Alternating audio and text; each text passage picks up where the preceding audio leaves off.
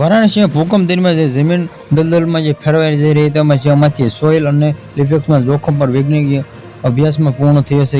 આ સ્ટડી રિપોર્ટમાં અને એક નકશો પણ તૈયાર કરવામાં આવ્યો છે, જેમાં જણાવવામાં આવ્યું છે કે જે ભૂકંપમાં જેમાંથી તેજ અને આંચકા દરમિયાન શહેરમાં જે કયા વિસ્તારોમાં જમીન દલદલમાં બની રહી શકે છે ત્યાં સુધી ઇમારતો ખસી શકે છે. જે પૃથ્વીના વૈજ્ઞાનિક મંત્રાલય હેઠળમાં જેમાંથી આવેલા કામ કરતા રાષ્ટ્રીય અને ભૂકંપ વૈજ્ઞાનિક કેન્દ્રમાં વૈજ્ઞાનિક આધુનિક અને GIS મેપની અને ASV જે ટેકનોલોજી ઉપયોગ કરીને વારાણસીમાં અભ્યાસમાં જે કર્યો છે. નકશાનો તૈયાર કરવામાં આવેલા જે નકશામાં આવે એવા વિસ્તારો જે ચિહ્ન કરવામાં આવે છે જે જમીન ભૂકંપ આવતાની સાથે જ પાણીના દબાણના કારણે દલદલી જેવી થઈ જાય છે. કે આ સંશોધનમાં ગયા અઠવાડિયે જર્મનીની પ્રખ્યાત જર્નલ સ્પ્રિંગ નેચર ડિસ્કવરી જીવન સાયન્સમાં પ્રકાશિત થયો છે.